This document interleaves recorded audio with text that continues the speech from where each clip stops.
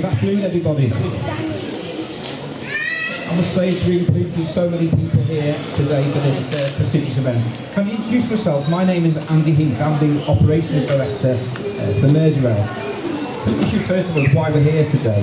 Well, approximately 3 months ago, Danny Gordon contacted one of our area station managers, Nicky Murphy, to ask whether in fact we, Merseyrail, could assist in providing a permanent home for a very special plaque.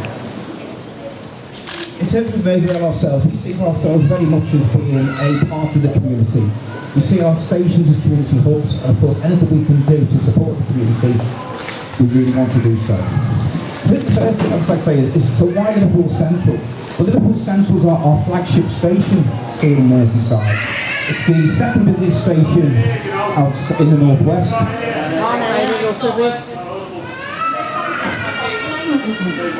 Can you hear it now?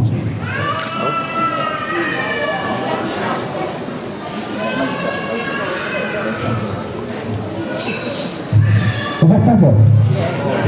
Okay, apologies for that.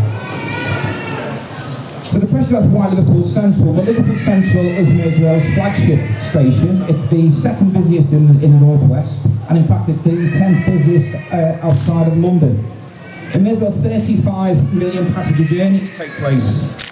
And of the 35 million passenger journeys, about 45% of those involve people travelling through Liverpool Central, either getting off, getting on, or continuing their journey. So it's a very fitting location to have such an event, and obviously to have a plaque. So in terms, without further ado, please can I hand over to Steve Rotheram, the Metro Mayor of the City Region, to say a few words.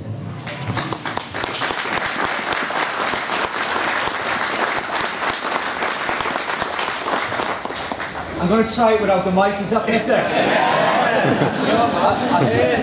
I'll leave it without the microphone. Look, I'm very fortunate. It's a great honour to be here because I got to know Anne Williams and used to regularly speak to her during her illness. And the fortitude of the woman is something that for me will always be really inspiring. A woman who wouldn't give up, and that banner on the cop says it all, doesn't it? A true Iron Lady, somebody who encapsulated the spirit of what mothers will do for their children, and it's that unconditional love, that never giving up, that not accepting the fact that she knew all along what some people had said was the facts were never the true facts, and the reality was that she never ever picked up that death certificate for her son because it had the words on it, accidental death, and we all knew that it was never an accident, and we were proven right. And I was here at the High Court alongside Anne and many others, people here, and I'll never forget when the original verdicts were quashed, and she said to me genuinely, she said, I'm looking forward to the day when I can pick up Kevin's death certificate and it has unlawful killing. And unfortunately for her, she never saw that day. But she passed the baton over, and there's a whole generation of people, including Anne's daughter who's here today, who never ever would ever give up until that day arrived.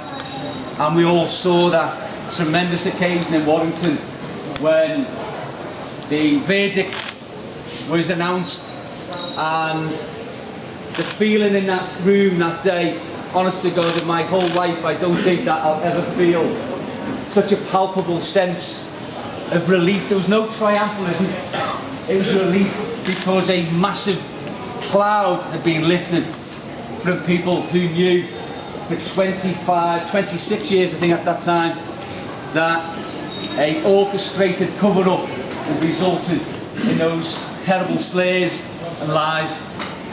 And there are people here today who are the true heroes of what happened on the 15th of April 1989, and that was the fans, those who fought to save the lives of their fellow supporters.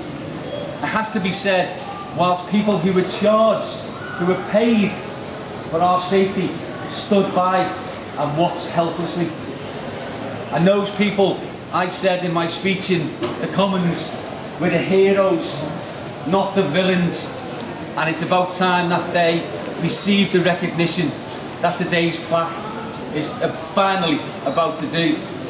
To Danny and his campaign to try and find an appropriate place for this, I actually think this is probably one of the best locations it possibly could ever end up as. The throughput of passengers in here is greater than anywhere outside of London, and it's in a location where people, if they wanted to, can come over and just quietly remember what happened all those years ago. So Danny, thanks very much for all you've done. The message on the plaque is really poignant. It says 2 words: thank you. And I can't think of anything more appropriate that any plaque could say to all those people on that day. Thank you all for coming, and Danny, over to you. Thank you.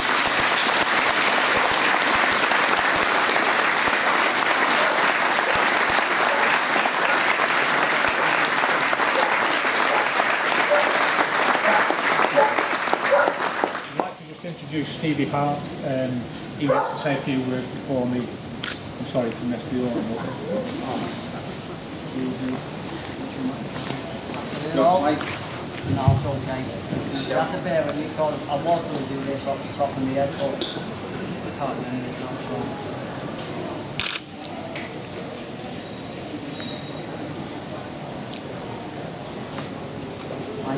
I'd just like to start by saying a massive thank you to Anne's family, and in particular to Danny, for all his hard work to make this happen. In all the years I knew Anne, she was steadfast in her belief that if it hadn't been for the survivors doing what they could, things would have been so much worse. Looking around today, it's great to see so many of you here. I think it's important to everyone who returned that dreadful day to know that this is for you. This is what Anne would have wanted and what her family set out to achieve. Before you leave here today, step up and touch this plaque. Then tell yourself you did nothing wrong that day, and you proved it. I know there are still people out there struggling to come to terms with what happened, and who still somehow feel a sense of guilt. But you need to know that the only thing any of us were guilty of that day was telling the truth. This plaque is for all of you, and my biggest hope, and of Hannah and her family, is that it helps you all in some way and maybe brings you some peace. Look after each other always, and remember, you'll never walk alone.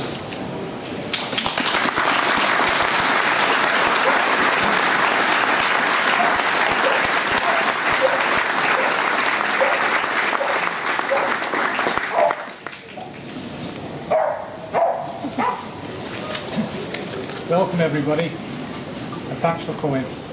I'd like to just like to say a few words on behalf of my late sister Anne and her children Sarah and Michael. Although we are very grateful for the many wonderful tributes paid to our lost loved ones and their families, today we are here to pay a long overdue tribute to you, the people who came home from a very dark day in 1989. During Anne's final days, she asked me to carry out a number of wishes on her behalf. I was very apprehensive at first, but knowing Anne wouldn't take no for an answer, I agreed. One of her wishes was to pay tribute to the survivors, to you, the survivors, recognising the suffering and the trauma the disaster caused so many.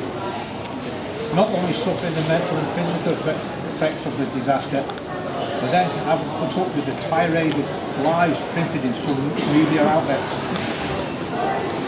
At the moment, our legal team, Pete Weatherby and Elkin Abramson, are working on a Hillsborough law, hoping to get the bill passed in Parliament to make it a criminal offence to tell lies, especially for those in public office. I urge people to contact their MPs and anybody with any influence to ask them to sign the petition, so hopefully families and survivors in the future don't have to strive for 27 years for the truth.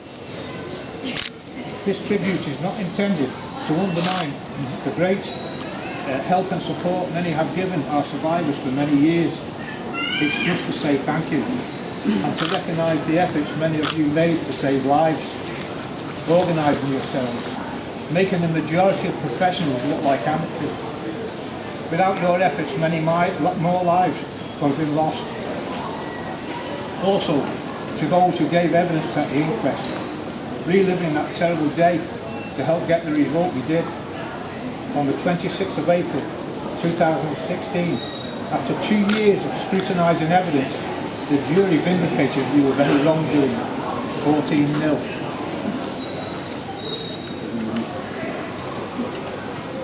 Although this day is for you, I hope you don't mind as I take this opportunity to thank a few people who have made today possible. I would like to thank everyone who has helped me to fulfil my promises to Anne by helping me carry out her wishes and supporting me when I stepped in to represent her, especially the families who welcomed me with open arms. In fact, apart from my family, I don't think I've ever been hugged so much. I even do man hugs now, but that's enough said about that. Thanks to Andy Heath, Deputy Managing Director of Merseyrail, Liam Robinson, Head of Mersey Travel, Sally Ralston, CRS Manager at Merseyrail, and a special thank you to Merseyrail's Area Station Manager, Nicky Murphy, who have all made this possible by allowing us to have this tribute sited in a very fitting place here at Central Station, one of the main hubs of this great city. Thanks to our legal team, Pete and Elkin, and the staff from Brodie Jackson Cantor for their compassion and support, above and beyond what you would expect from a legal team. Thanks to George Harris and sons David and Paul at Merseyside Castings, who made the plaque for us, and for donating a lovely bench for Anne, which is sited in pride of place at Queen's Court Hospice in Southport. Thanks to Dan Kay from the Echo and Sally Williams from the BBC for telling Anne's story and their help and support they have given us for many years. Thanks to Steve Rotheram for coming along today and paying tribute, and thanks to all the people from in and around this great city for their support.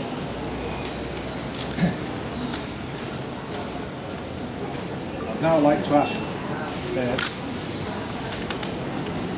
I would now ask two survivors and good friends and supporters of Anne, Stevie Hart and Tony O'Keefe, would they please do us the honour and unveil the plaque.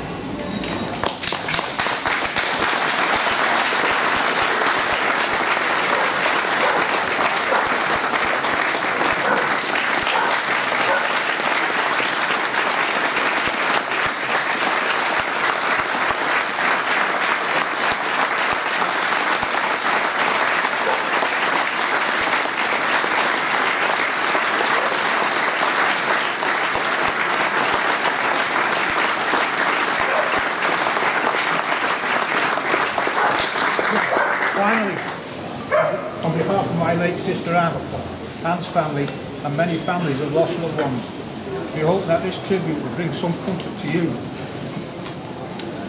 No, you will never be forgotten. Thank you.